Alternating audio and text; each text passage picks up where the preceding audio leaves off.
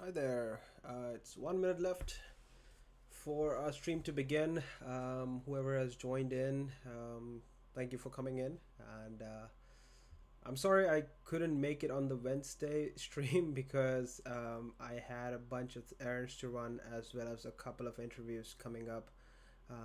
So it was crazy week for me, but I'm glad it's Friday. It's end of business day. About like 1 hour left from my side, but it's end of business, and I am grateful to do this with you guys. Whoever is listening to this out there, more power to you that you took your time to listen to my content.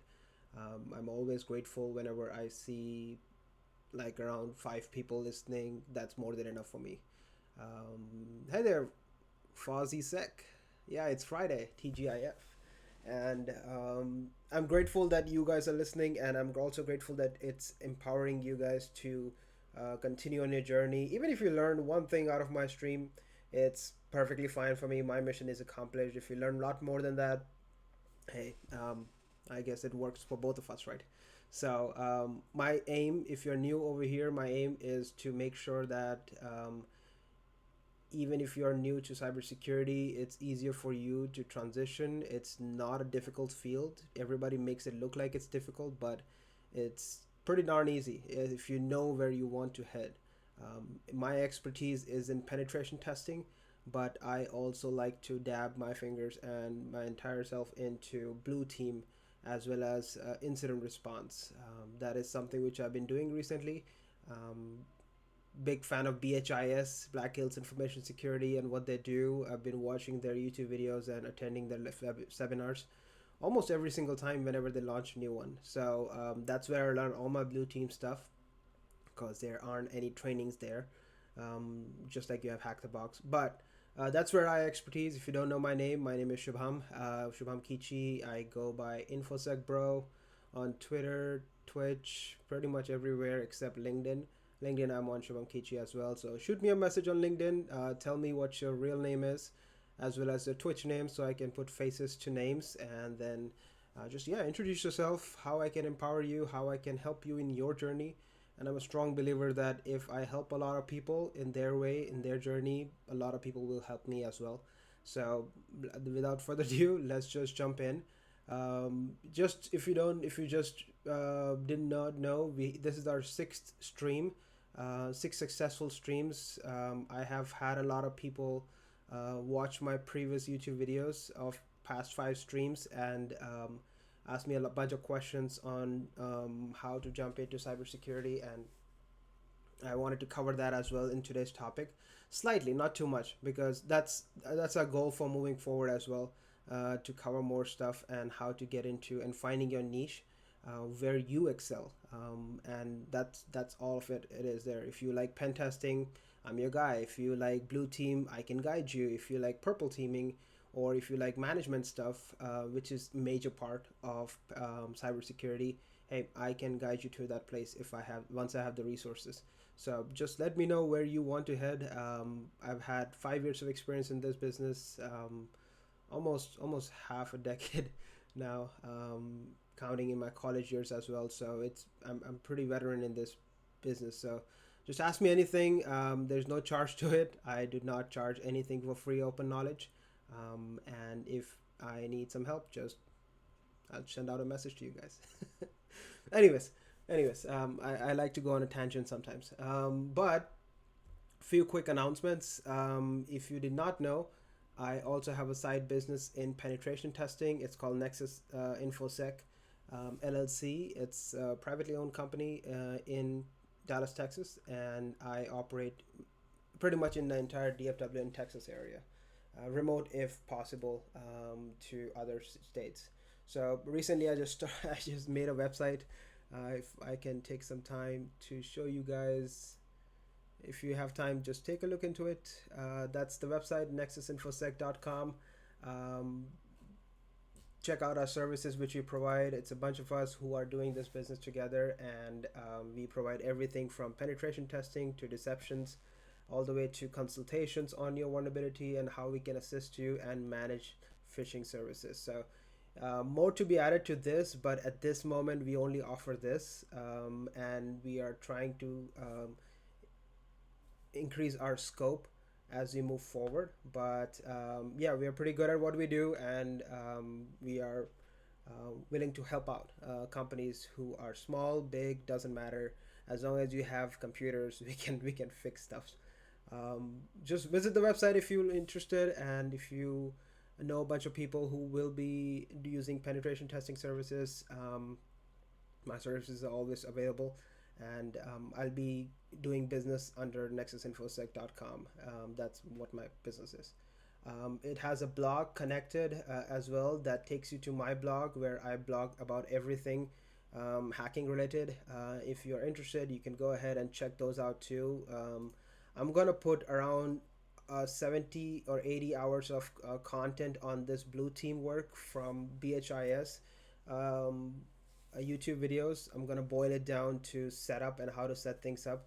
That's my goal for blue team, and for red team I'm gonna also input our OSCP journey, as well as a bunch of hack the box machines, not the easy ones, but more on the sides of Active Directory, or the Pro Labs, things like that. I'm gonna input that as well, so it's a collection of data which you guys can use for your personal lab or personal improvement.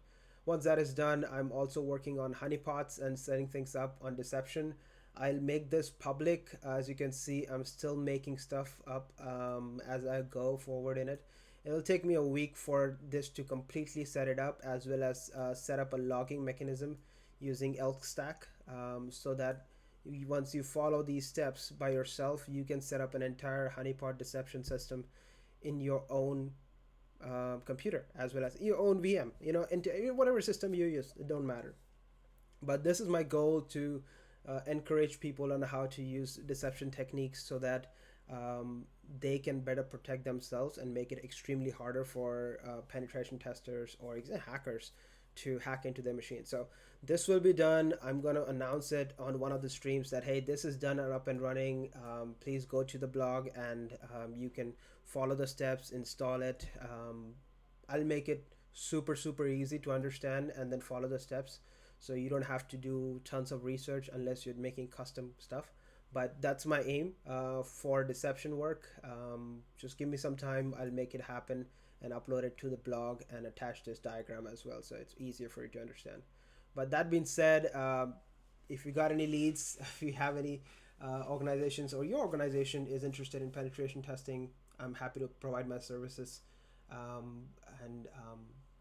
Yeah, that being said, let's just stay away from self-promotion, Shubham. We are back to our OSCP streaming. We are on, today's goal is to finish module number 13, 14, 15, and 16. 13 is client-side attacks, 14 is public exploits, 15 is fixing exploits. Not that much work in fixing exploits. File transfers, which is pretty cool and kind of important in OSCP and in pen testing work. 16 is last thing, which we're going to do, transferring files with Windows House. That's the last thing we're going to do. Antivirus evasion, I want to cover this in a different module, but definitely not in my OSCP journey, so we're going to skip number 17 and jump directly to privilege escalation, which is kind of what right up at you guys alley on where you want to be with OSCP studies. So if you don't know, we go through this entire syllabus. That's our aim in these sessions.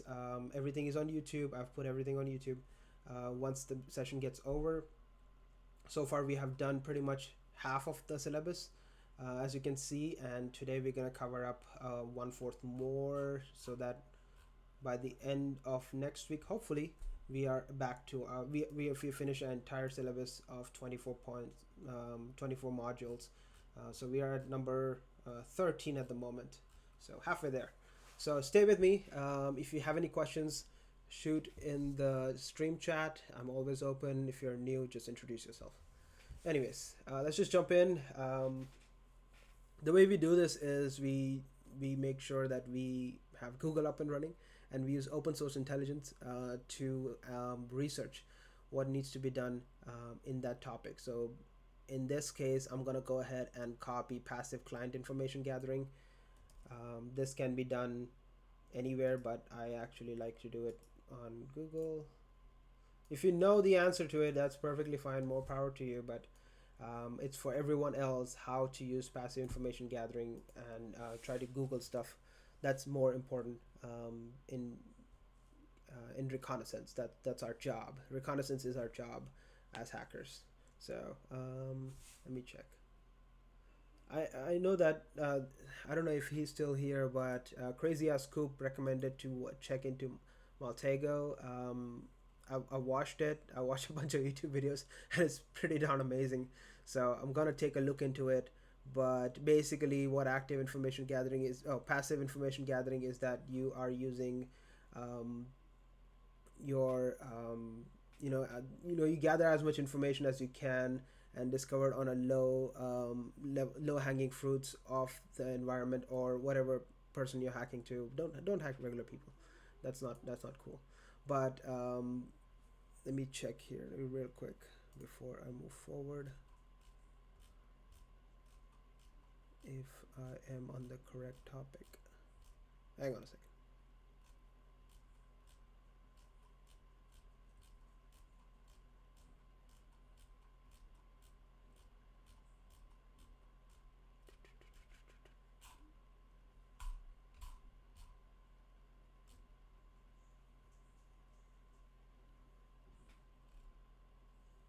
Okay, perfect. So one cool way to do passive information gathering is just go to google.com. That's your best friend. Second of all, I would recommend to do is do a Shodan search. Shodan is a place where all the IoT devices are connected. You can go ahead and search for any machine. So let's say Apple, because I kind of like Apple. And let's see what is connected on Apple's network, if anything. And then based on that, okay, yeah, that's South Korea. I kind of got scared for a second, but you will have every single IP which is publicly faced on Shodan. If you search for the keyword, you can also search for keyword. I see 137,000 IPs. I can also search for Android. It should be in 200 something last time I searched. Oh, 90. Okay, yeah, went less. Anyways, there's a bunch of Android devices which are open, publicly facing. Sometimes you can find IP cameras over here. You can also search for that camera. Hopefully it comes up. Cool, like a million of those. Pretty cool.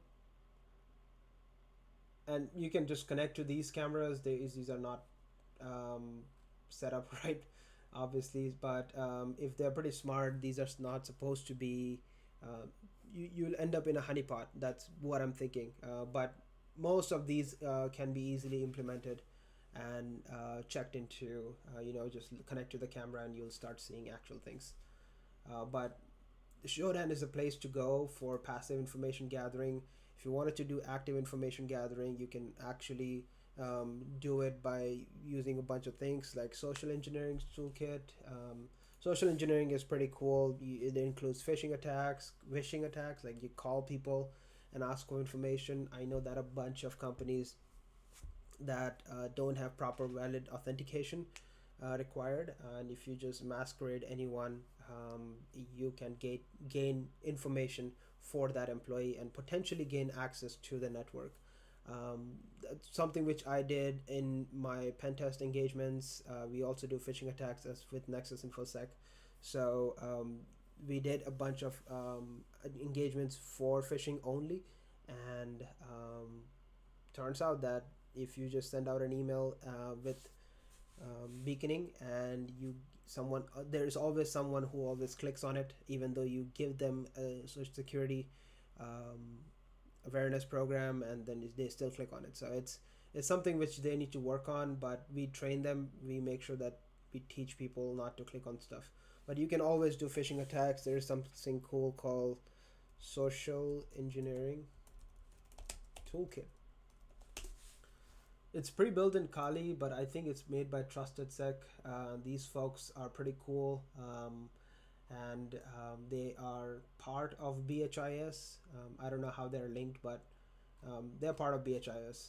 Let me see, where is the GitHub? Yeah, there is the GitHub. You can download all this. It's dead easy on how to set up the entire social engineering toolkit. It's just press 1, 2, 3, 4 and select. And then by the end of the whole thing, you will have your exploit ready to be deployed. That's one way of doing it.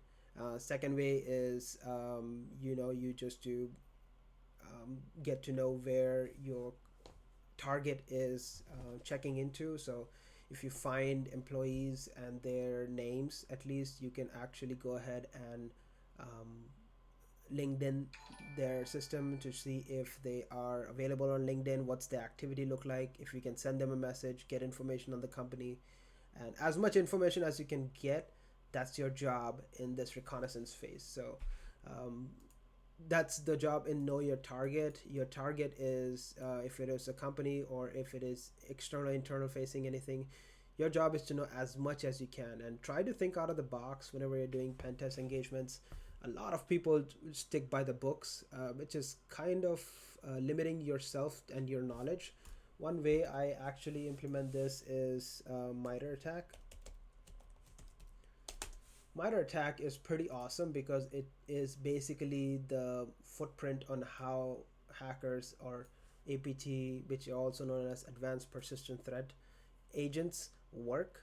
And this is so updated that you can find the latest of the latest hacks available over here. So they usually go from reconnaissance phase, which is where we are now, from active scanning all the way to phishing attacks, like I told you, victim organization information, as well as identity information, credit cards and what have you.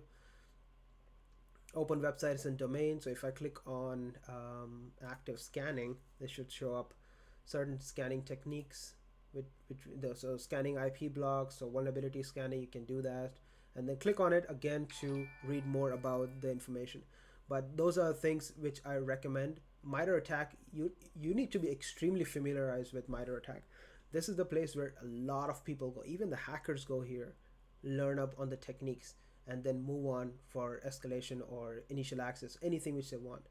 So if you're stuck on an interview, if you don't know what to do, certain things, you can always check up 20 minutes before the interview, like, okay, reconnaissance, what does it involve? Okay, persistence, what does it involve? 99% of the entire OSCP is based on this, and 99% of the entire pen testing is based on this.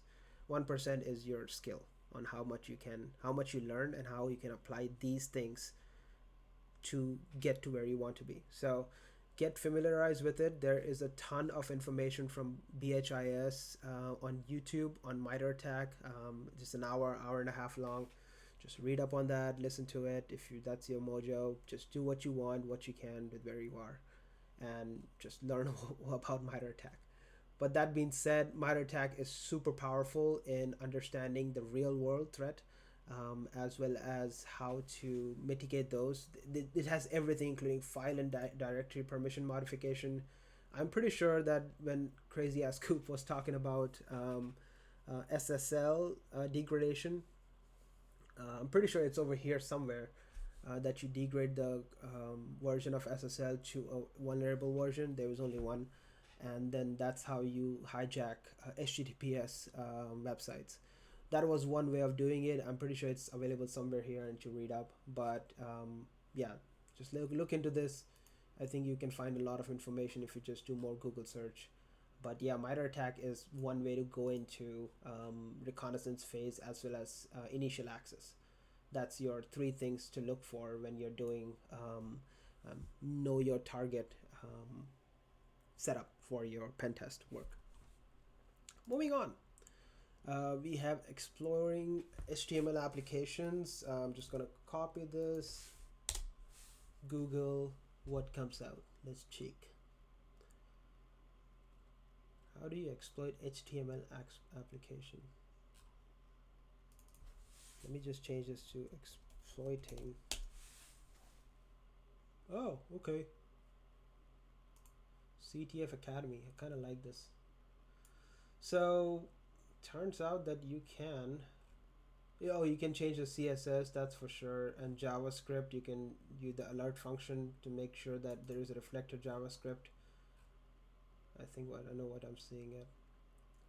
Database vulnerabilities, whenever you put an apostrophe at the end of a question mark, which is a get request, you sometimes, if you're lucky, you get an SQL error message. Whenever, remember this every time, whenever you see an SQL error message, there is an SQL vulnerability.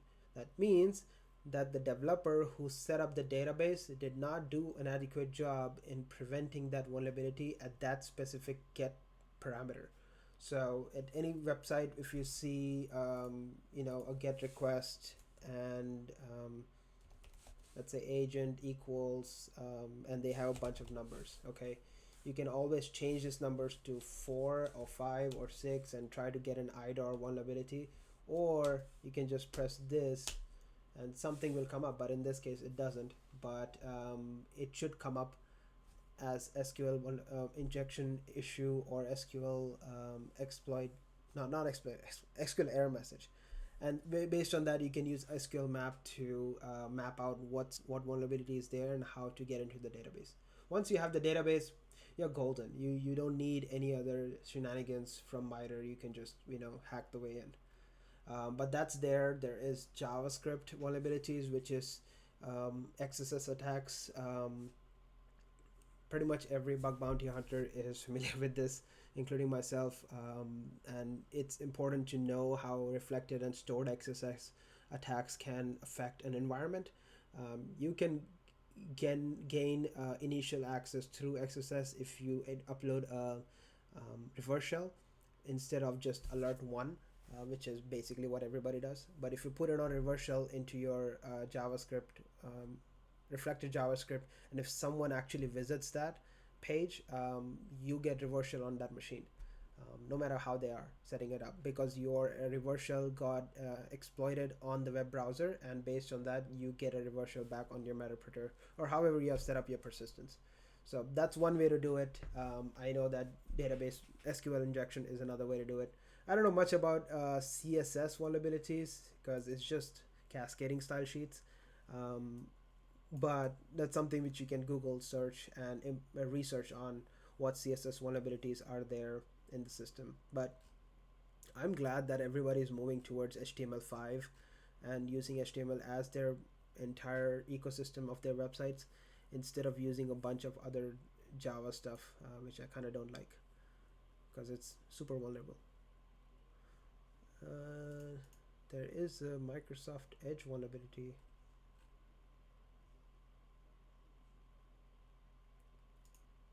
Project Spartan. Okay, nothing comes up.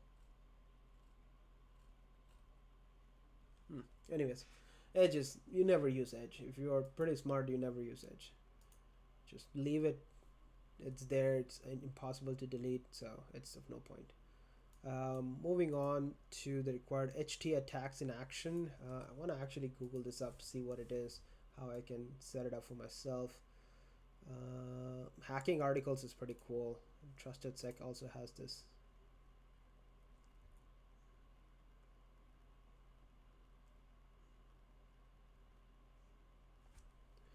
Clone a site. Perform a PowerShell injection through HTA files, which can be used for Windows-based PowerShell exploitation through the browser. Okay, so the SET actually has this. Okay, so you select that site cloner and then you enter the URL for the site to be cloned, and it gives you an IP address connected to your Metaprinter reverse shell, and I guess you wait until someone clicks on that. After giving the URL, it will ask you to select type of Metaprinter, select the one which, okay. Now convert the malicious IP into a bit.ly link. Oh yeah, bit.ly is literally a dumpster fire for hackers because you don't know what link it is unless you click on it. That's the danger part of it. Even if you hover on top of that link, it doesn't tell you much. That's why the URL shorteners are literally one of the hellest places you can be if you click on it. But A lot of hackers use it because it obfuscates the environment as well as what you are trying to hide. Your link, it could be just youGotHacked.com, and you click on it, and sorry, it will be masqueraded as bit.ly link, and you click on it, and then it takes you to you are hacked, and then you take control of your entire system, and then you get fired for your job. Anyways, you share the link, bit.ly link, and then someone clicks on it. It downloads an HTML application, which is cool. And once they run that, what I'm thinking is that I hope it doesn't ask you to run it as an admin. I want to try this out to see if it works as an admin, because if it doesn't work as an admin, you can easily click on it and allow someone to click on it, and then you get user level shell on their machine, because Microsoft recently made all these policies to not allow applications like this to run without admin credentials in an enterprise environment. But if it is not under enterprise environment, if it is just your personal machine, you wouldn't even think twice before click yes to run as admin. So I think it's pretty cool. I think it's part of SET, Social Engineering Toolkit by Trusted Sec. I'm gonna go ahead and look into it. You should too, as it's part of our syllabus. You don't need to know how to manually do this, because there is a toolkit made for it. And in an actual pen test, when you're working with actual clients, time is of an essence. So instead of learning the entire wheel, just learn how to use it. Helps. Okay. 1 second here. Let me check what else is left. If you guys have any questions, just send it in a message. Oh, I see that. 2244663A. Good info. Thanks. Thanks, Mike. Happy that you're here. If you were here, if you're gone, that's okay too. Hope you see it on YouTube.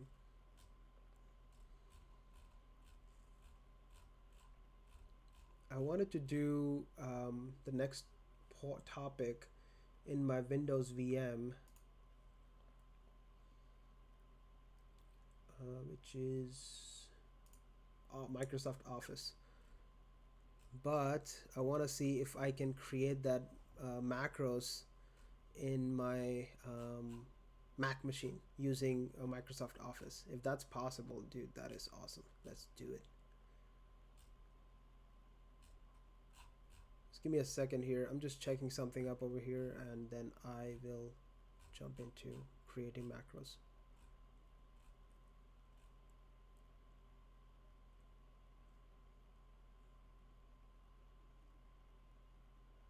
Okay. Let's see. I hope I have Word. Yeah, I do. I don't need this. I don't need this.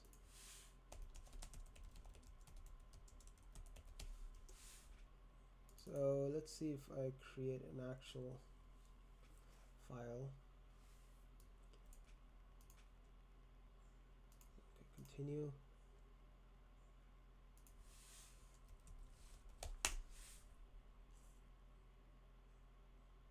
Oh, Nullbyte. I love Nullbyte. These people have actually created hacking so easy for people. Literally, I'm inspired by these things. And they refer back to SCT Toolkit. I guess I have to jump into it as well. Everybody's doing that. Word, VMware, shoot.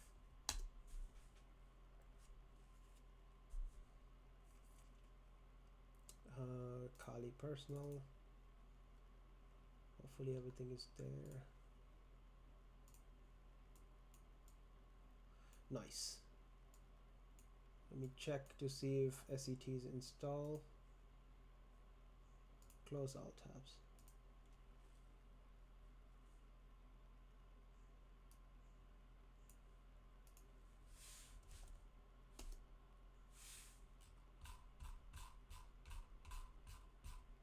What the hell? What's this? Oh, probably nothing.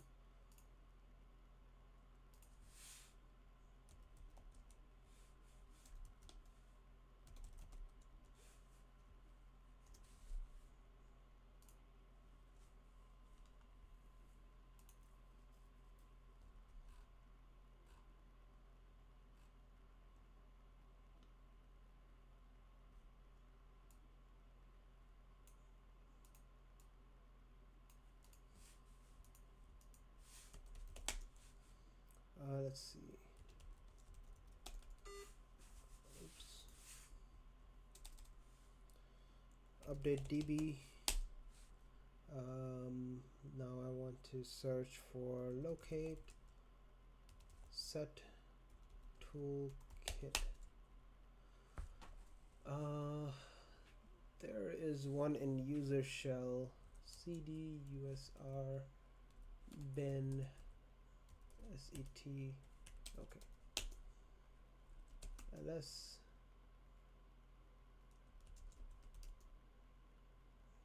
ls-la grep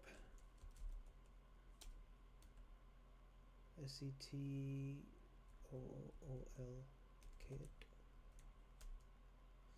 Okay, so it is not a directory, it's an actual file. Cool. If you don't know what I did ls-la, which tells me the permissions of that file, and instead of going through scrolling every single one of them, I did a grep search. Grep pulls out the actual thing, actual keyword, which is set toolkit. I can also do set, and it will actually bring up all the keywords which are related to set. So grep is just grab it and show me only this keyword, and it will actually show me that entire keyword along with that entire line.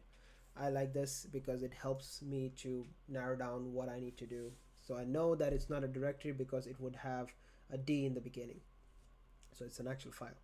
So let me just do Python set toolkit.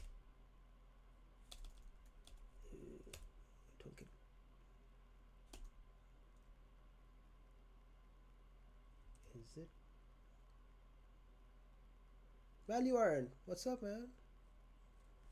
You bet.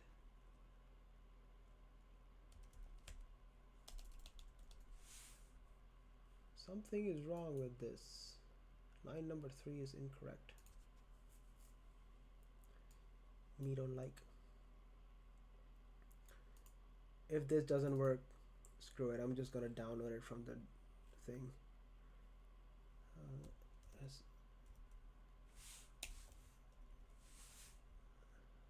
Yeah, that's freaking outdated. Shit. Sorry. There we go. For the last time.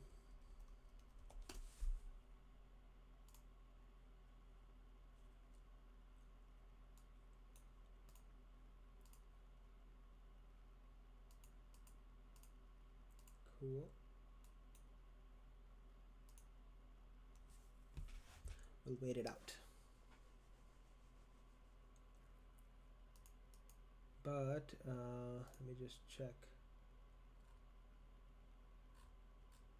how they're doing. I have config.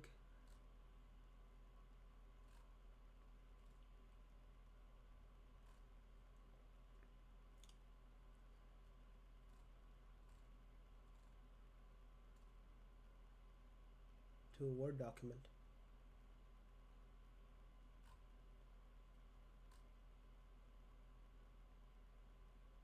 I see what they're doing. They're putting the payload in the Word document and then they're saving it as a macros. The moment you open it, it auto opens. That's more dangerous. Pretty cool. I like it. I'm gonna do it. And it should give you back the thing. So I'm excited. Let's jump into it.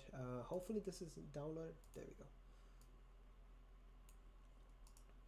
Open extract. I'm old school like that, folks. I like it, like doing it this way because I am from Windows system, and in Linux, whenever I have a GUI, I take full advantage of it. So to all those command line freaks, if you tell me that, yo, you should have used command line to do this, yeah, right.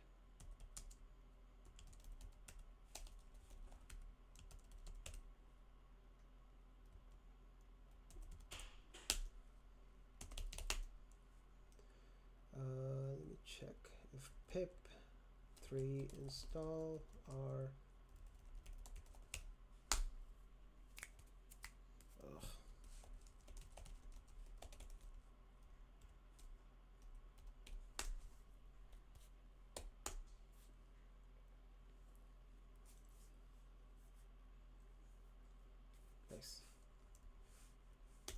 Set up the requirements.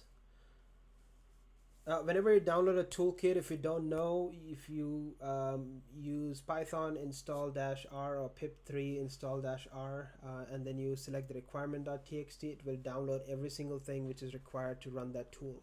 So whenever you see that requirement file in the toolkit, whenever you open it, you need to know that you need to run that first. If you already have all the packages installed, it's just going to update over it. A lot of people care too much about the tools and way to do things. Are you telling that, or are you asking that? Oh yeah, whatever gets the job done, man. I'm a big advocate of that. If you can get the job done in due time, without worrying too much, I think the learning curve will not be that much. Cool. So SE. Nice, it's installed. All right. I agree to the terms and conditions. Who reads that anyways? Okay, so as per Nullbyte's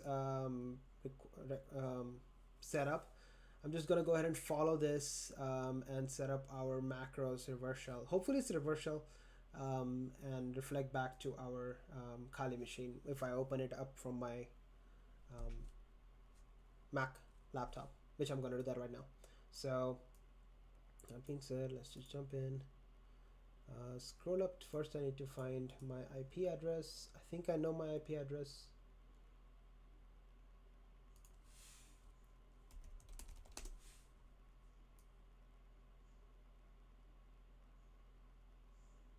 Oh, it's 8. Okay, got it. Okay, so first thing which I want to do is also make sure Apache 2 is running. Systemctl status Apache 2 should be running because I set it up last time.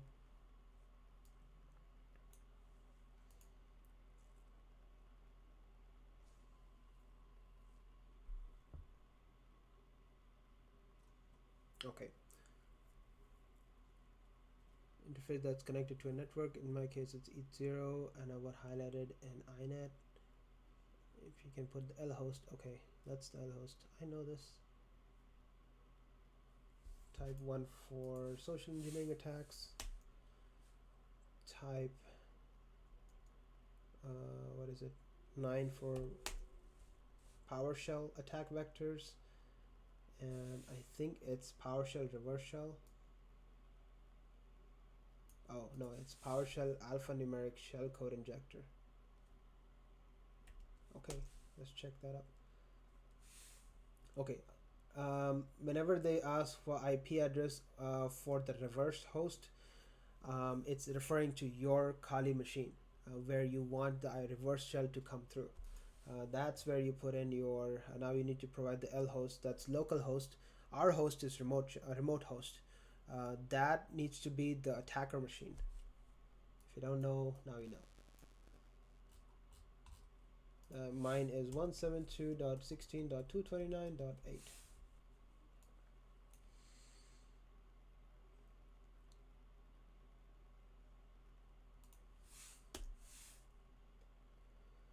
Port 443 is by default. I like it. Cool. Scroll up to the top to. Okay, we did that. Do you want to start the listener now? For sure.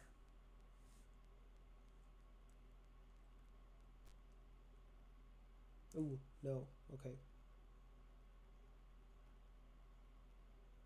They said no over here, so need to move to the payload for Apache web server. To do this, open terminal and type reports.sct. Okay. I shouldn't have started the reverse shell.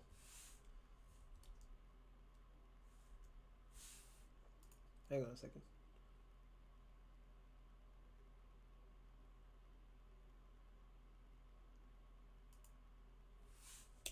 Oh,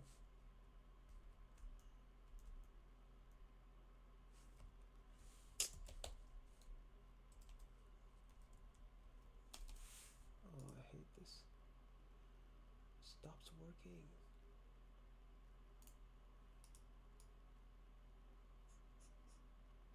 Collapse terminal. Collapse terminal.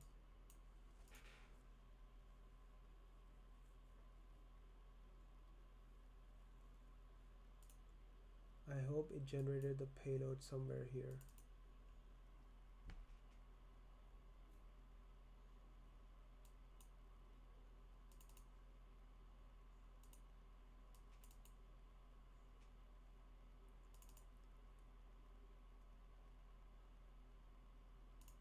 I think this is it. That's the payload which they created. PowerShell shell code.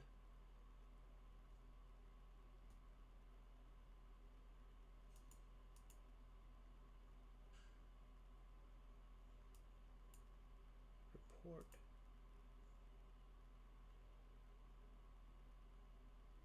Okay.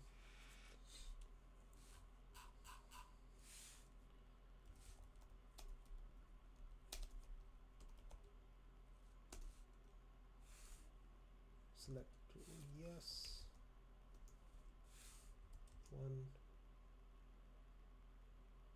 9 shellcode injector 172.16.229.8 443. Okay.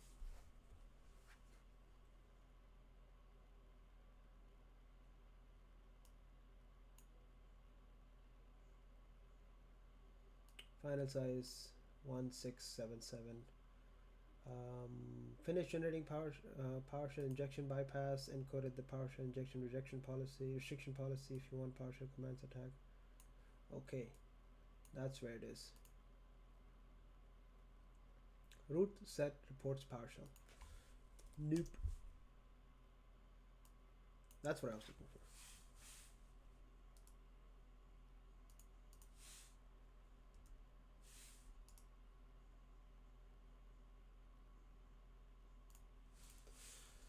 All right, you move your root.set.reports. I'm just pressing tab to autocomplete that. If it is completing automatically, that means that I'm on the right track. So if I type PowerShell and x86 PowerShell injection dash text, which is exactly how I did it, and then I keep the space, I do var www.html, and then I paste it as payload.txt. That means it's moved. How do I check that? I go to open folder, file system, var www, a payloads file, payloads.txt file will be over here, which is right here. That's it. So we're gonna improvise on that and then check more stuff. So Apache service is started. Now we set up the listener. Okay, I see.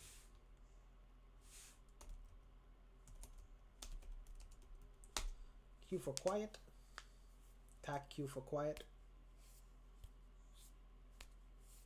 There we go. No more shenanigans of Metasploit, although I like it, but I try to keep it less. So use multi handler. Come on. Come on. Ugh.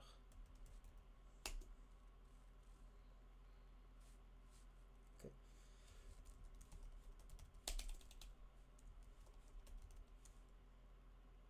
Set payloads to Windows.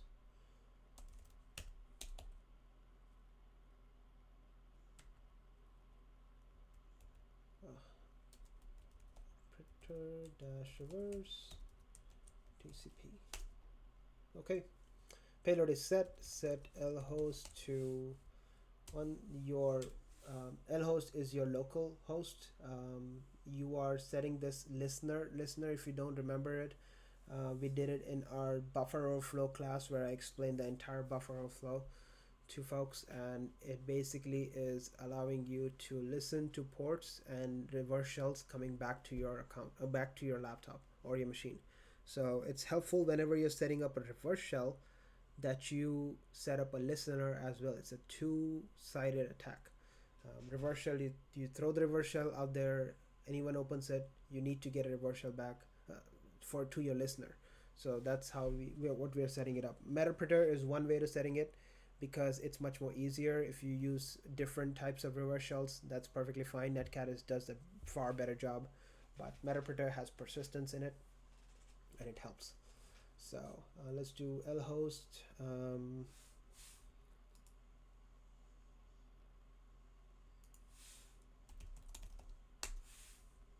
think 8. Okay, L port over here.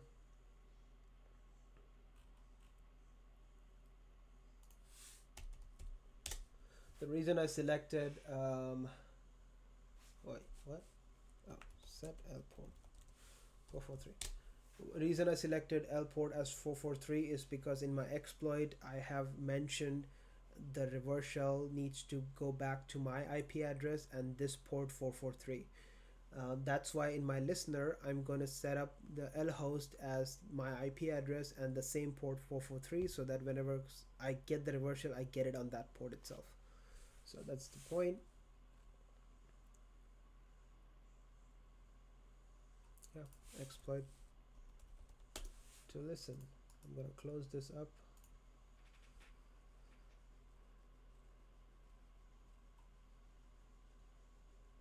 Okay, now set up the Word document.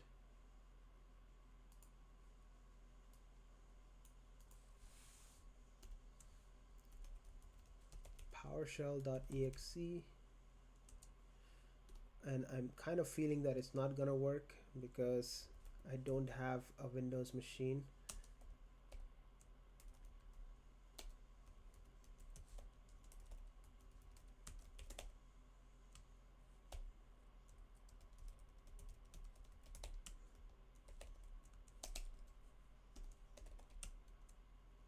And I'll explain you what I actually typed the exploit so that you can 229.8 you can understand what exactly is going on.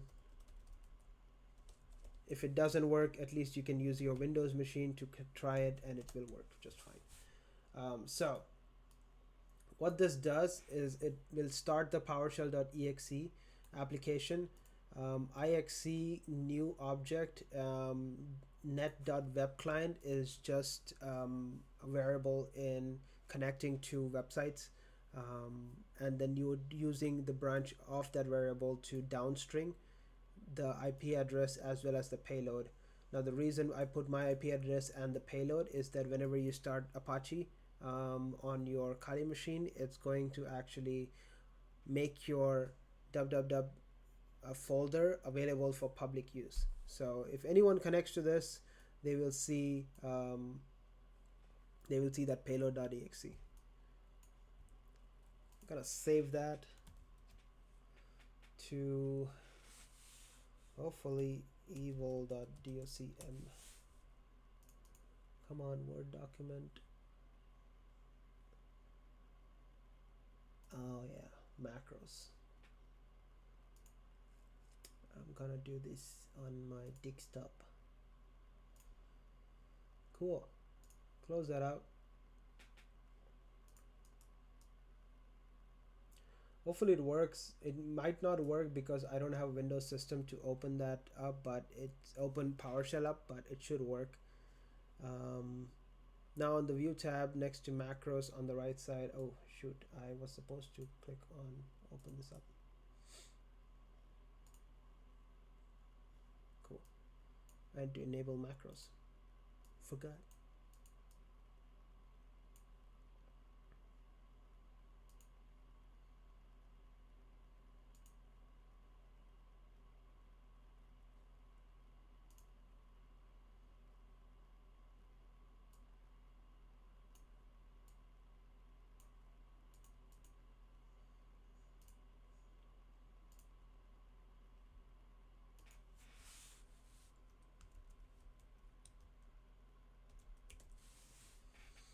Okay, so we create a new macros, auto open, and click. Also make sure that you drop down menu next to macros in. What the hell is that? Oh yeah, macros in evil.docm, which we did, has the name of your document related and not all. Okay. Simple Vba script. I'm gonna be a little bit shameless and actually copy paste this because I need to show how this works.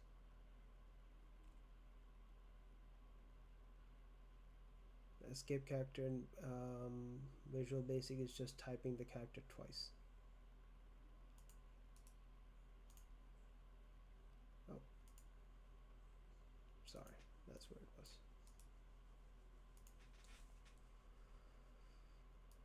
Okay, let's read what happened. Sub auto open macro, sub auto open character 10, dim executable as string, character 10 execute PowerShell, and then IXE our thing connect to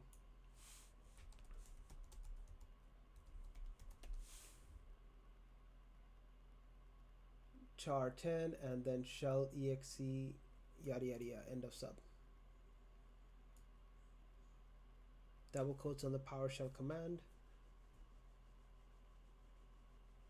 The escape character in Visual Basic is just typing the character twice. Alright, makes sense. Opening the feature in PowerPoint and Excel using the auto open webhook methods.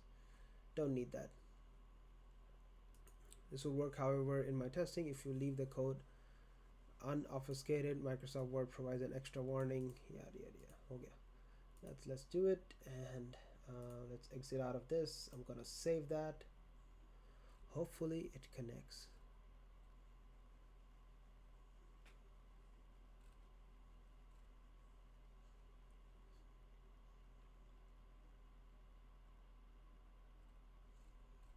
That's just obfuscation. I don't really need it.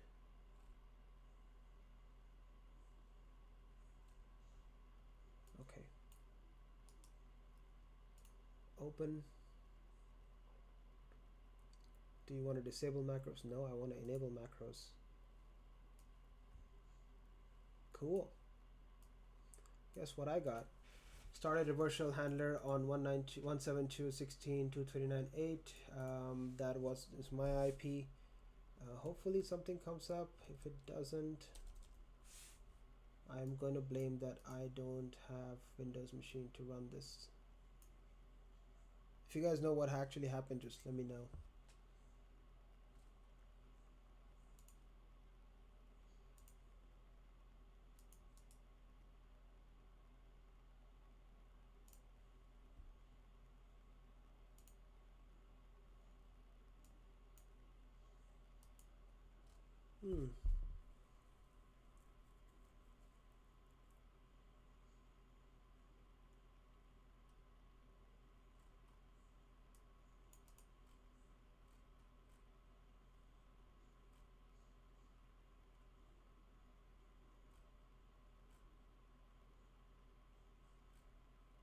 I don't know why it failed, but I'll look into it.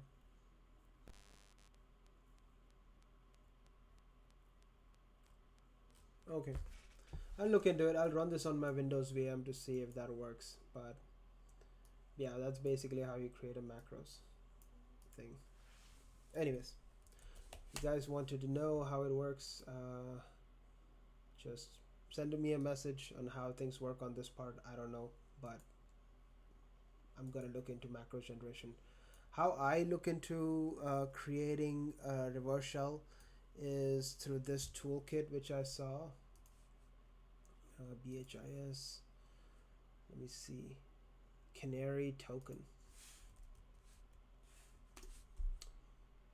This is most easiest way for me to do this because it will create a web token, even Microsoft Word document, and if you open that Word document and there is a reverse shell over here, it's going to create a Word document with that reverse shell, and then once you open it, you don't have to have macros enabled because that throws people off. But if you do this way, there won't be a need for macros. It will directly connect to your machine. It provides all the details which is required. So you can do that. Canary Tokens is something which I got to know about this week through the conference at BHIS, and I think it's pretty awesome. Do take a look into it. There are multiple ways you can create a web token, and you can just say any email address, and then what do you want it to be, keeping it as, it will create your web token. So if anybody visits this website, it's going to reflect back to your logs which you created. You can create a new token or manage that token. I'm going to go ahead and try to see if PDF documents come up. Webhook URL. I'm just going to do email address.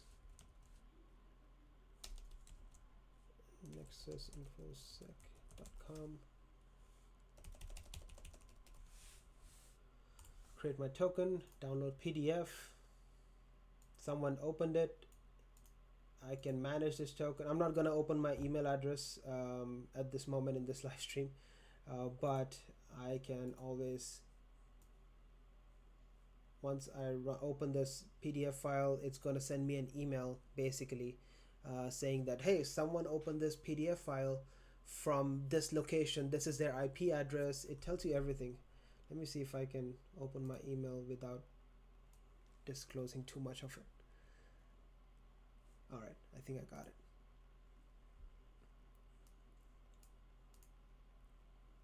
PDF is downloaded. In order to trigger it, I have to open it up from here.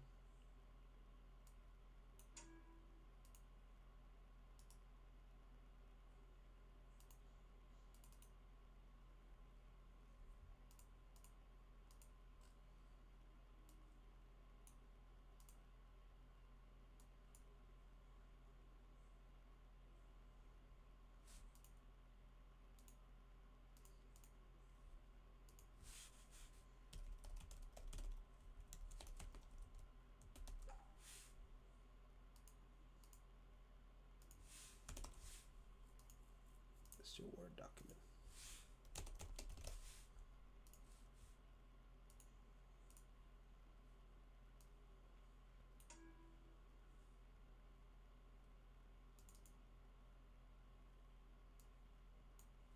Come on.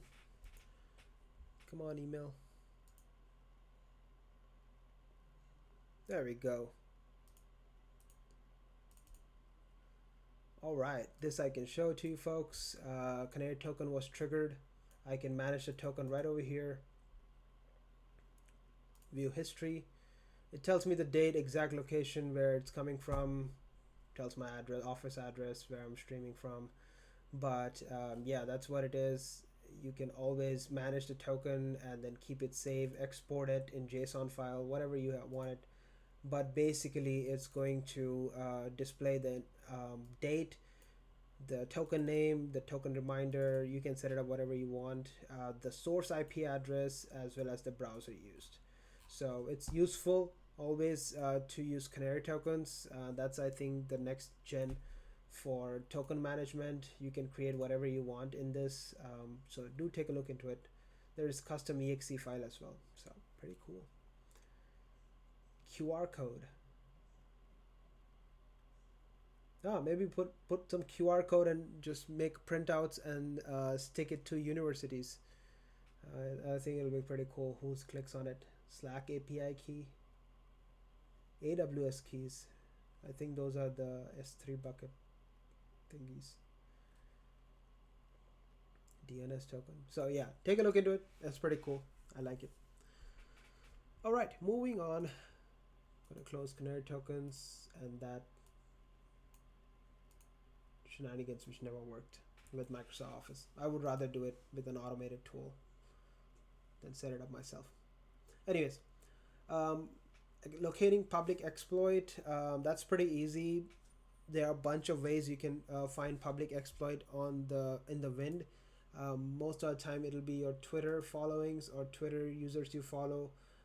A lot of people post their exploits online, and it's very helpful. But one fantastic place to find exploits is ExploitDB. That's where I find all my stuff. Not this GitHub. There we go. You can find literally everything over here. These were the people managed by offensive security. That's their websites. They manage everything on it. There's trainings and everything related to it. It'll directly give you to the PWK, which is OSCP training. But basically what I'm looking for over here is the search button. I do better search through this way. If I want to find, let's say SMB, I know the service is called SMB, but if I don't know the exploit, I'm going to type exploit at the end of it, and I'm going to press enter. First thing is going to come up is something in Rapid7, because SMB is so famous that everybody writes an exploit for it. There is Rapid7, which will give you a Metasploit exploit. If you scroll down, it'll give you the exact command you need to type for Metasploit. If you go a little bit down, hopefully ExploitDB comes up. There we go. Little bit about SMB enumeration and hardening. Read it up. Whatever is the famous exploit is going to tell you. You can also use Nmap is internal. I'm going to do that later. But you can also use to Google CVEs. CVE, and it'll tell you what exact CVEs what you're looking for. So in your case, whenever an Nmap scans returns the CVE, whenever you run the scripts, NSE scripts, or WorldScan, that is something which one of our viewers pointed out, that if you use WorldScan,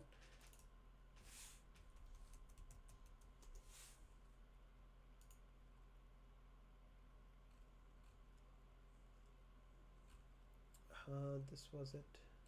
What was it? Nmap.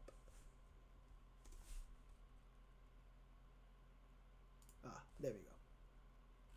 That's the correct one. If you use this NSE script, and if you don't know the script and use just one scan, it will actually pop out the exact script required based on the ports and the services which is running. So you don't have to do too much brain power thinking. You can just run this and you see that, okay, yeah, I found out that it's 2020-0796 CVE. You put that in Google, and then you find a bunch of information. MITRE has it. Read up on it, how difficult it is. Can you get remote code execution? That's your main goal, because rest of it is pretty useless. Remote code execution just means that you get to execute it, and then you get the remote reverse shell back, which you can privilege escalate it and then use important things within it. But that's what you're looking for. But in this case, it does. The SMB relay version 3 protocol handles certain requests called aka Windows 3 for remote code execution vulnerability. So do check this out on how to do this. Google search is your best friend, but you need to first do it on your Kali machine. Whenever you are on your Kali, first things which you need to do is you can utilize your NSE scripts, which only works with Nmap. So Nmap, SV, SC, SV, and then you have scripts, and you can write. I don't have that application downloaded, but you can just write one scan and it will actually do the script check over here, and then check on the port. You gotta mention the port. So do check this GitHub out. It's pretty cool. I was using this in my Hack the Box pen test like yesterday, and it worked just fine. So there's another thing called Searchploit, which is a part of Metasploit. You can search for Joomla. It's web hosting, CMS. I always forget that. Let me bring it up on top. You have over here which Joomla scans whenever there is a vulnerability. That's why you have to keep on updating your Kali, because whenever there is a vulnerability, it's on ExploitDB. They post it on your Kali machine, so you don't have to search if you don't have access to it. This is only meant for folks who don't have internet browser access on their Kali machine, or if they're doing a pen test and they have only SSH connection, they can utilize search exploits, search capabilities to find the exact exploit required. So here we have remote file inclusion for Joomla. Since it's a web CMS, there is a ton of SQL injection, and you can Google that up too. But it's mostly web SQL injection as well as local LFI and RFI. That is local file inclusion, remote file inclusion. There is cross-site scripting, which you can exploit, and you can find the exploit right over here. If you can find something, because if it is a TXT, then it's basically literature on how to do it. But if it is an actual PHP exploit, you can use it. And this is a Perl exploit, by the way. You can use it for your injection method and exploitation. So check that out. I think it's pretty cool. I've used it tons of times in my OSCP exams. It works straight out of the box. There is no issues in it whatsoever. But those are the two things which I would like to emphasize on. Nmap scans, as well as Nmap NSE scripts, as well as search exploit. Okay. If you folks have any questions, I see 5 people are tuned in, so thank you so much for joining in. If you have any questions or concerns, just send it in the message. I'm happy to hear. Taking a quick hydro break.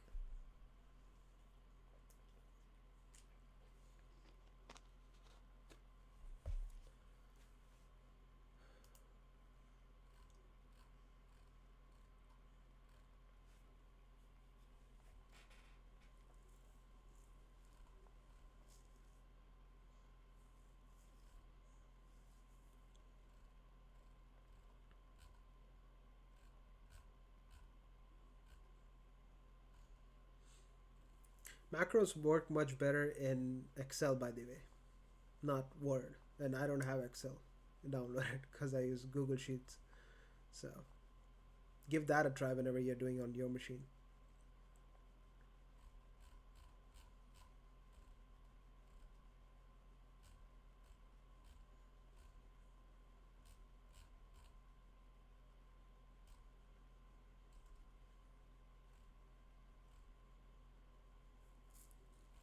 There is Beef XSS as well, but it requires you to have an account with Beef. It's pre-installed on your Kali machine. Hopefully, if it's not, it used to be in the 2018 version when I used to use Kali for my work. Probably not, but you can go ahead and check that out on Beef XSS. It's pretty old toolkit, but it's also useful. There is documentations on your GitHub for this, on how to set it up. It takes a long time to set this up because there's a ton of requirement you need, but you can set it up on your Kali machine or your OS X and it will actually install it.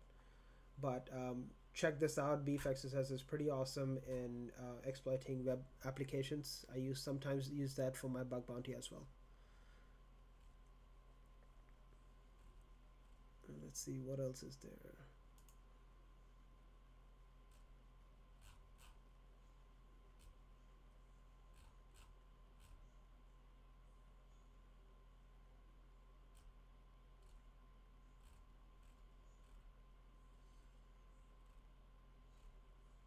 I'm just checking my notes, not going anywhere, to see what is remaining. If I missed something, I'm just gonna check that off.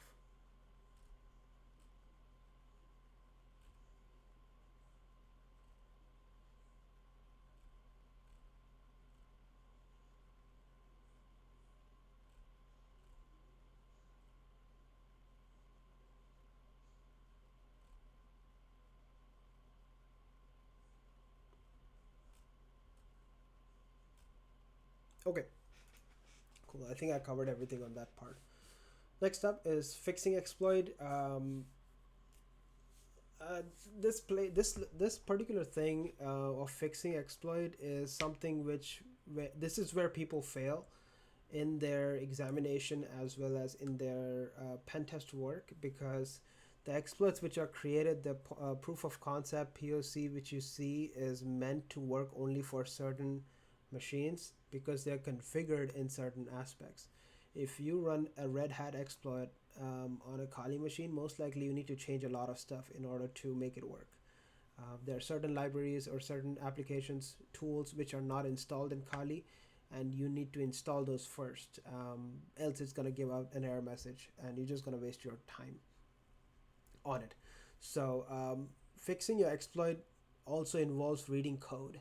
Like I said in my first stream, you don't need to be a coder to learn how to become great at pen testing. You need to know how to read code in order to become really great. Because if you read code, you can read exploits. You're not a software developer. If you're a software developer and you're jumping into pen testing, hey, dude, more power to you. Let me give more information about that. Yeah, I'm gonna touch base on that. 1180. Just give me a second. Yeah, so if you know how to read code, if you can go through it, find the output of it, that's all it's required basically. So check this out. Can you give me one particular example of that fixing part of exploit, or give more info? Yes, absolutely. The quickest way to fix an exploit is to find an exploit and then check what is required. So let me just go ahead and open up Joomla exploit, no, WordPress. If I even type that, something in exploit DB will come up. I am more likely looking for remote code execution. So I'll look for PHP exploits.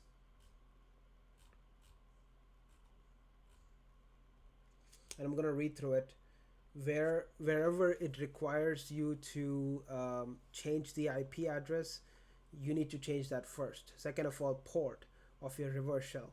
Those two things, because your listener is listening to a particular port, 4444 for example, you need to make sure your exploit is pointing towards that port. So I'm going to check for those things. Most likely this guy did not do this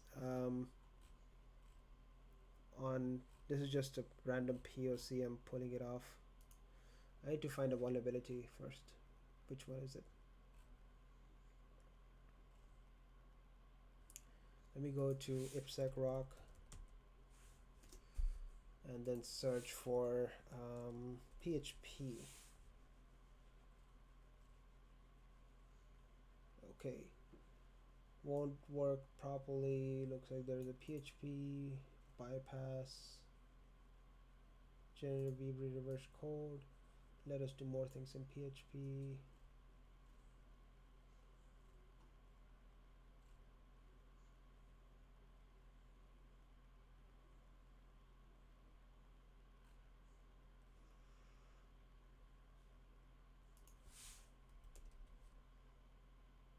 Okay.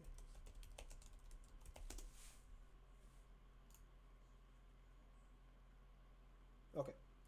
Let me just show you first with cheat sheets. Because Pentest Monkey has pretty good ones. All these are your reverse shell cheat sheets. Whenever you pull out an exploit from the internet, you need to first check what exactly does the exploit do. In our case, this let's say this bash exploit basically spawns a TCP connection on this port and this IP address. This is just default. You need to first, for most easier option, you need to change these things. Second of all, if you're using a Python code, you don't need to understand all this stuff because that is just TCP connections it does over the network. But first thing you need to check is your s.connect. It's connecting to your this random 10.0.0.1.1234 port. Change that first. Implement this into your actual exploit code and upload this to wherever you wanted to upload it. File upload vulnerabilities work the same way.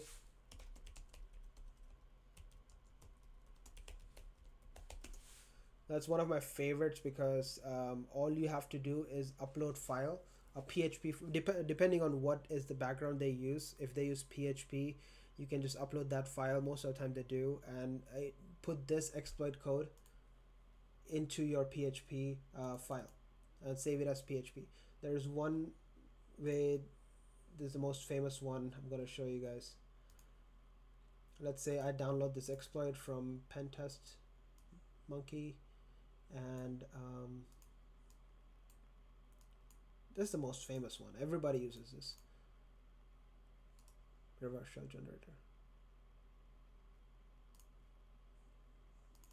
Open that up, reverse shell, open that with mouse pad, so it's colored, nice and easy. This is all gibberish. You don't need to know this up until this. Okay. Sometimes the pen tester will actually, who created this exploit, will tell you you need to change this to the IP address you need to connect to, and then this is 4444.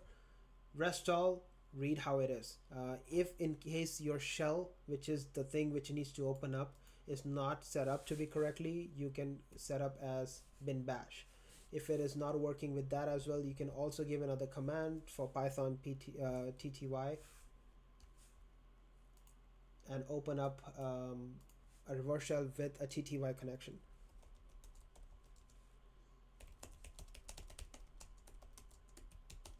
Hopefully it brings up something.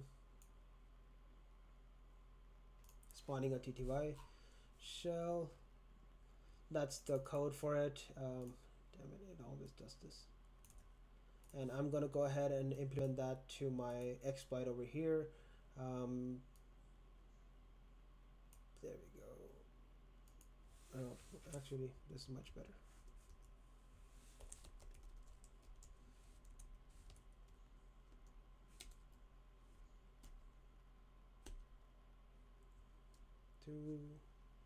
Two. Okay, so that will do. That will spawn a bin bash with a Python PTY connection, so that way I have full shell whenever I'm executing. If that doesn't work, I can always go back to my regular shell over here, but I don't want to do it. These are the ways you can tweak your exploits. If you want me to cover something else, 1180, just let me know. But yeah, that's how you basically do it. That's all it is to tweaking your exploit to work on your machine. There's a lot of trial and error, so if at first your exploit doesn't work, don't give up, because that is one way to get into the machine. You just have to check how to fix the exploit in the actual requirement. If you're doing anything related to pen test on Hack the Boxes or OSCP or any other OffSec exam, a ton of people actually have GitHub's repos for their for the actual exploit. So if you're on Hack the Box and that exploit is not working for you, you can just search that exploit in GitHub, and actually you'll find someone else writing it in a much more simpler manner, which works. I understand now. If we manage to find a way to upload PHP, we are lucky. If the Python is installed on the target, we could use this PHP reverse, but we are placing Python payload. It's not bash or others.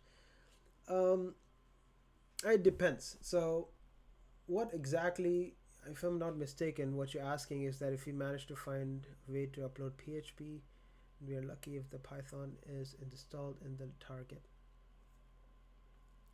We could use this PHP reverse, but we are placing Python payload and not bash.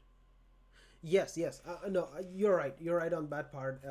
It's going to open up a Python, expect to be a Python connection shell.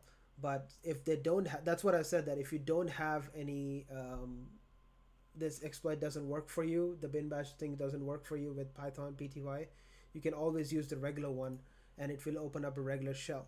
And then you can upgrade the shell of to Python PTY. That's just always there. But I was just talking that more than just changing the IP and the port, you can go ahead and change what is the first command which you need to run whenever you get shell.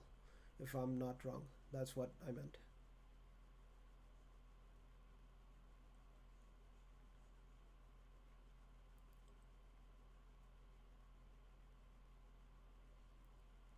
Yeah. You're right.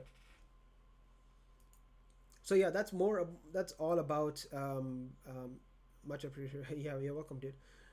That's all about changing the exploits and using public exploits for your work.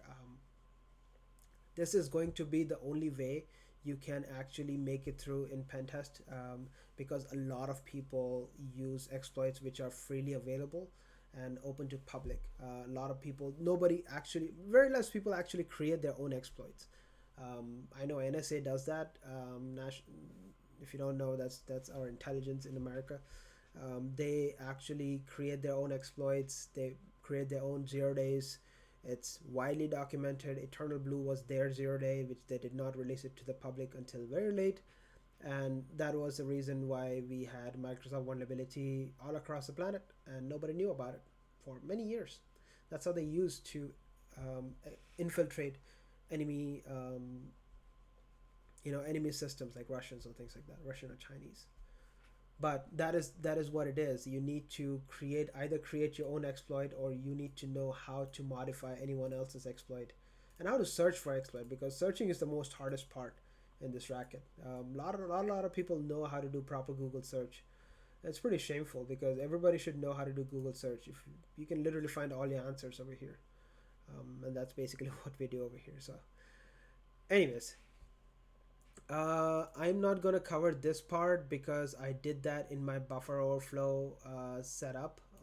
If you don't know it, if you attended it, you can always go ahead and check my YouTube channel.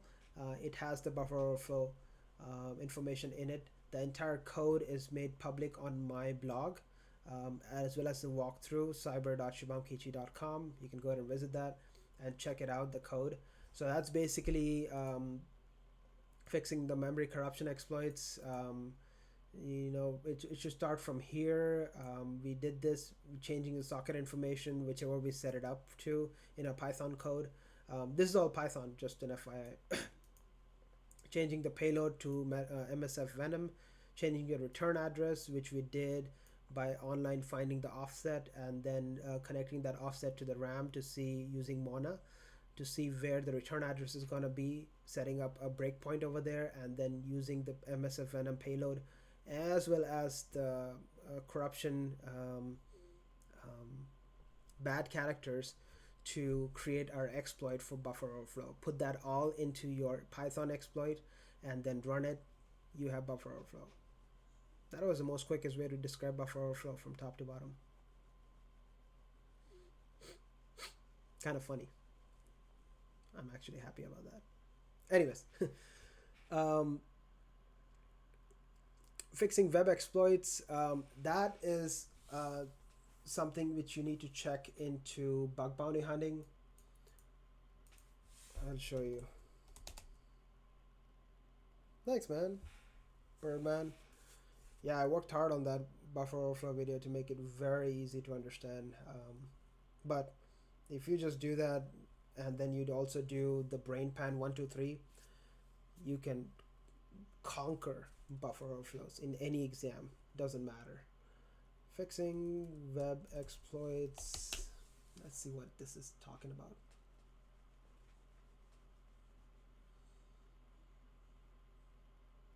Now this is giving me OWASP garbage.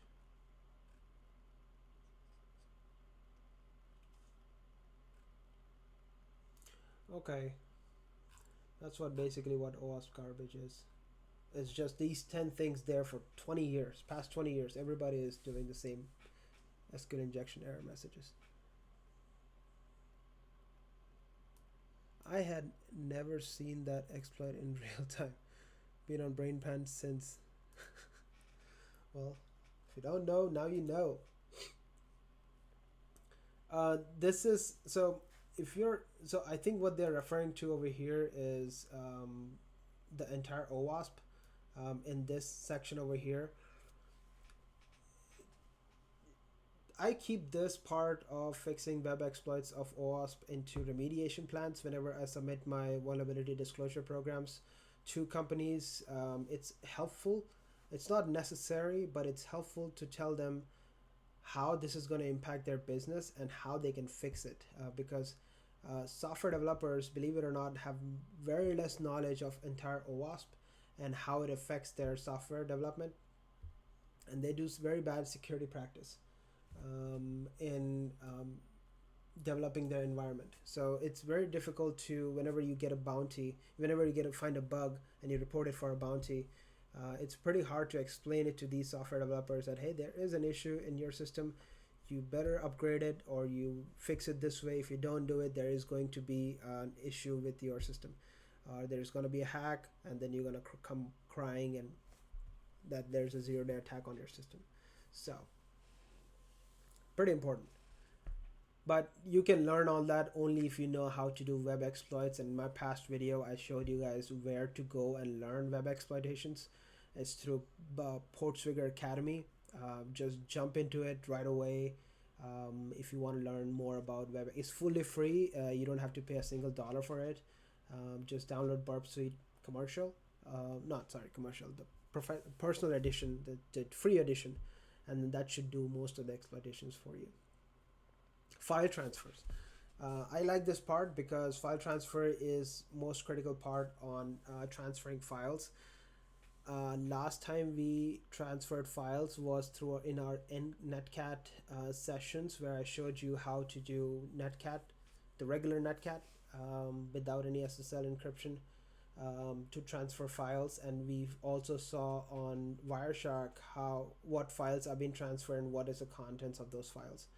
And that's the reason why you use ncat or socat only because it's pretty hard, but nobody uses socat. A lot of people use ncat for with an SSL connection, because ncat supports that, and you can go ahead and submit those sessions, files, whatever you want to transfer, doesn't matter. It's a chat, it's a file, you can do whatever you want with ncat SSL, and everything will be encrypted. We saw that in our session. If you don't know, you can go ahead and check it out. We ran a Wireshark attack next to it, and then it was trying to detect, but all it saw was fully encrypted gibberish. So nobody saw nothing. Pure Ftpd is another tool.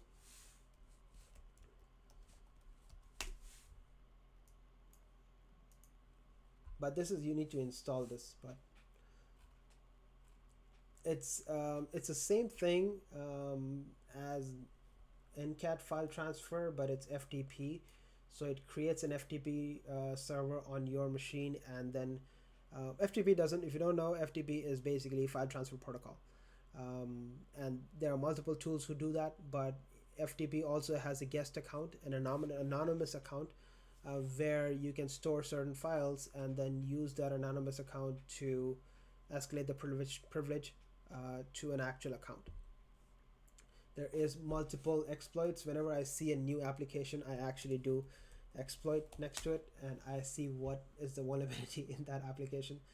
I've been doing this since many years. I don't really take any application's value at face value. I said, oh yeah, we do this. I said, okay, let me type exploit next to your name and see what comes up. External authentication, bash environment. There is shell shock. I knew that. There is something famous about pure FTP. Yeah, there is an actual environment, which is this. It'll give you a reverse shell on Metasploit module. So pure Ftpd is not that secure, but it is important. They have upgraded it ever since. It has very less vulnerabilities, but if you find pure FTP with a version number running on any of your Hack the Box machines, attack that first, because more than likely you will have some of the other vulnerabilities with pure FTP. Whenever you are on another thing which I want to point out is that Cve Details. This is where you see a lot of CVEs coming up. Over here, the way to read this stuff is to first only read this part, the kind of vulnerability there is.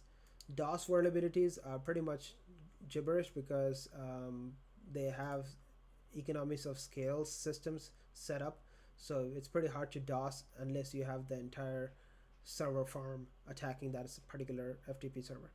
But this is for privilege escalation. You can read a little bit about it. Gain privilege via unspecified vectors. What you need is remote code execution. I think if we go, I think that's all it is. DOS.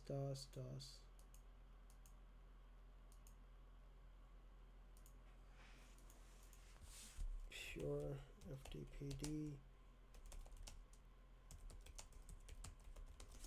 Let's see which versions comes up.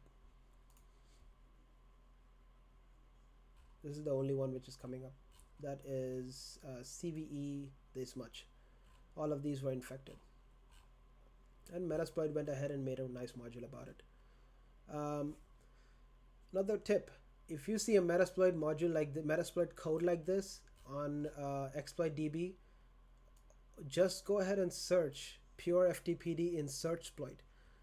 If you see this, that means that there is a module which you can utilize in your exam, but keep in mind that you get to use only one Metasploit module in the entire thing. So if one box is exploiting with a Metasploit and it's good enough for you, just use that. That's only all you get. You cannot use all of your machines with Metasploit. So yeah, if you see this anywhere, which you will a lot in your entire pen test environment, remember that there is always a Metasploit module if there is a code in the wind, because that's how they operate. But yes, that's how it is. Pure ftpd is the same as regular ftp. It's just a different version of it. That's how you find an exploitation code for it. But yeah, it's transferring files. You can also transfer files through file uploads vulnerability, which we discussed earlier. You can just upload that file, and then whenever you refresh the page, or an attacker or the visitor visits that page where there is a reflected XSS vulnerability, you'll get a reversal on your system. So that's one way to do it.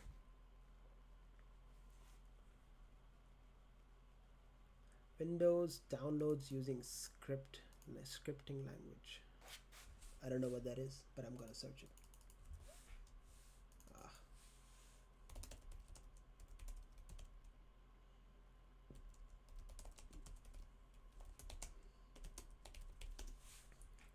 Let's see what that is.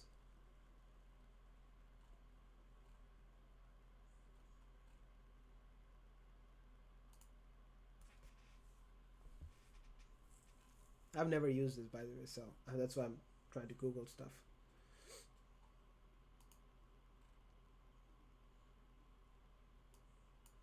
Okay.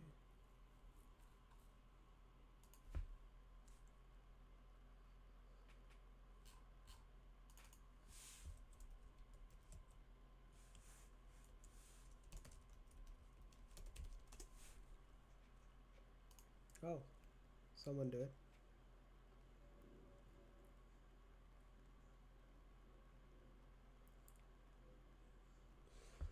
On OSCP, you can use MSF Venom for anything, but only actual code from one Metasploit.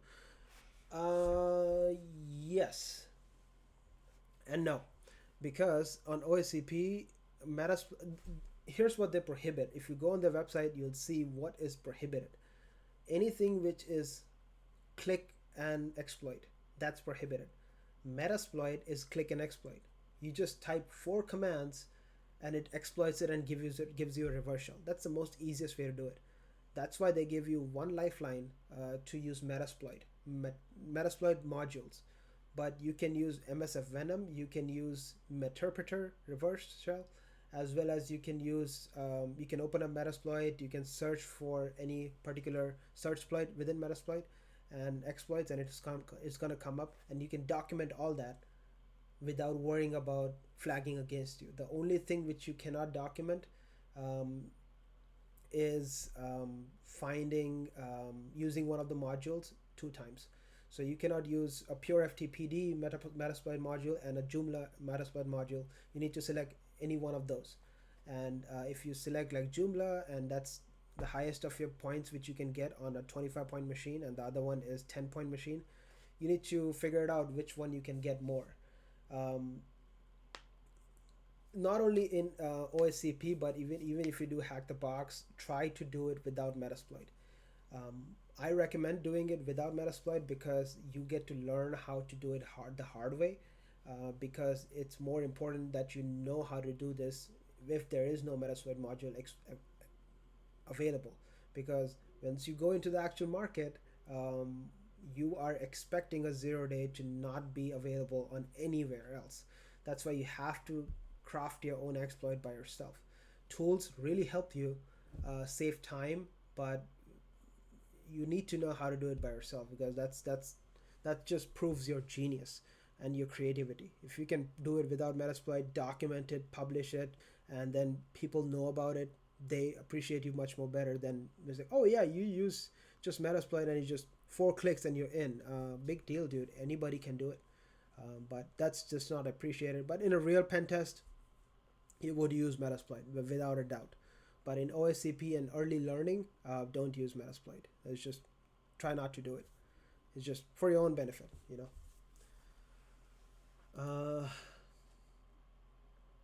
Look, I don't know what this is. Windows downloads with exe to hex, but I found something over here. Inline file transfer using built-in Windows tool. I don't have a Windows VM at the moment, but I'm pretty sure you can use file transfers between systems using Python. It seems like Python 3 exe to hex.py. I think it creates an exe file to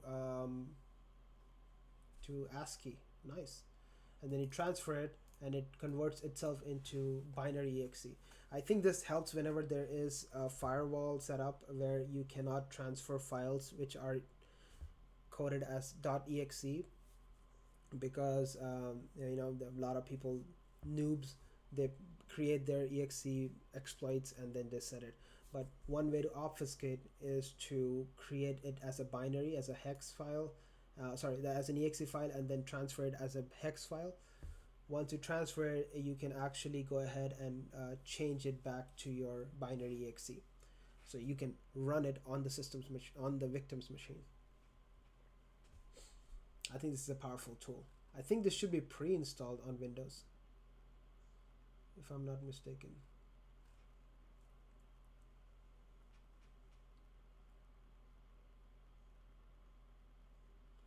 Yeah, and he just transferred it. Oh, this is Netcat. I might use this in my next pen test if it's available, so that the EDR systems don't flag my exploit.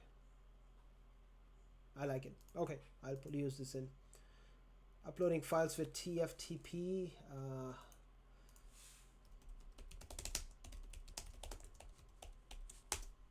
Search that up.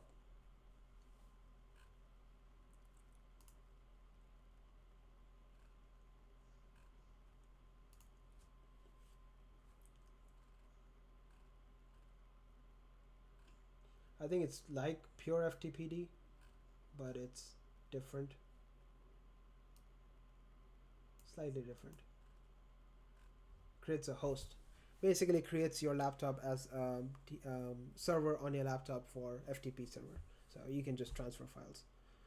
But yeah, that should be good. I did not cover in detail because I don't want to spoon feed people.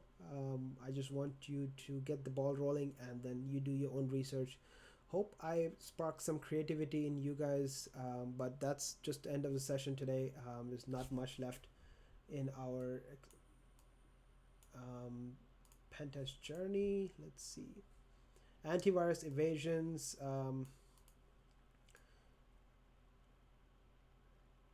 Not gonna cover that part, number 17, and because we discussed that this is a higher level stuff to understand whenever you are creating. For this, you need to understand how IDS works, intrusion detection systems work, and second of all, you need to understand how do these things detect your work. I don't have an entire elk stack set up at the moment, an IDS system set up, but once I do, I'm going to cover that in my blue team evasion setup, which I'm currently working on, so I can cover more on antivirus and how to evade that. You always bypass antivirus. You don't fight with them because you cannot win. You bypass it, and then they don't even know how this works. They don't even figure it out that you actually entered.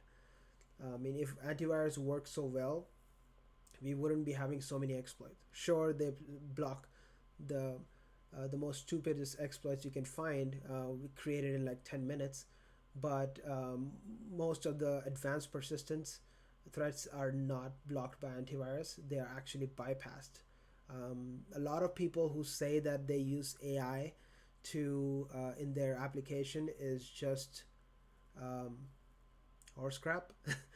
Mostly because AI in applications like this to detect signatures is can be easily bypassed by actually breaking down your entire code into bits and bytes and actually passing that using file transfers, or you're using chat sessions using netcats and things like that, and you go push it through the AI antivirus or the detection system IDS, and then it flags it like, oh yeah, bash, it's only meant for, what does bash do to an AI? It means only, oh yeah, bash shells, I understand that, let me allow that, green check.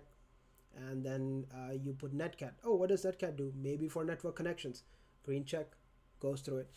Things like that, you put your greater than sign, less than sign, things like that. You just start funneling through the AI, and once you do that, you can create bigger sentences and start funneling through. If it detects, break it down, funneling through. This way you can teach the AI that your exploit is not actually malicious. But once you're into a victim's machine, you can recreate that exploit because you already trained your AI to not understand all this stuff and bypass it. Um, and then once you run that exploit, your AI will be the first, and your EDR will be the first uh, systems to not detect that exploit. So, small little tip on how to bypass AI is this: if someone tells you that they have the next gen AI setup on their artificial intelligence setup on their tools, just roll your eyes because you know how to bypass it. This is just one technique. There are like 50 different techniques available in the wind. It's just marketing gimmick because it's like snake oil. That's the best thing. Snake oil is what AI is to me. Um, AIs cannot replace pen testers. That's another thing which I've been listening to on Twitter drama, and that's truth because you need creativity, and AI only is as much creative as the person who created it or the people surrounded by it. It's like really the dumb friend who doesn't understand anything, and no matter how much smart people are next to it, is just going to improve marginally. So there you have it. That's my 2 cents on artificial intelligence in cybersecurity. It's good enough to do minute tasks, but for big things, just hire an actual pen tester who works hard on their OSCP, like you guys. So, with that being said, my job is done here. I'm gonna upload this to my YouTube stream, YouTube channel. If you have time, just go check that out. If you also have time, check the website nexusinfosec.com. That's my new business which I'm working on. If you have clients, just push it towards me. I am willing to entertain them and check their cybersecurity needs. But without that, without further ado, I want to actually be thankful for the 4 people or 5 people who tuned in. There were like at a time 9 people tuned in. That's the highest I've ever got in one stream. But these 4 people, thank you so much. Birdman, 11AD, Value Iron, and FozzySec 22463. Hey, just send me a message on LinkedIn, Twitter, whichever you prefer, and tell me your real name so I can get in touch with you and just help you out in whatever way I can. But yeah. Well, without further ado, just enjoy your Friday. Go get a beer. If you're underage, don't drink beer. I'm gonna go fishing tomorrow. Hope I catch some bass. I've been waiting to try out this new lake next to my house and to see if there's any good bass over there or trout. If that works out, hey, tomorrow I might have barbecue. I'll see you guys on Sunday and explain to you how my fishing adventure worked. I got a new fishing pole too, so with that being said, just enjoy. Uh, hey, Crazy as Coop. I didn't know you were there. Good to meet you, man. But enjoy your weekend. Don't stay up late and have a great day. Cheers.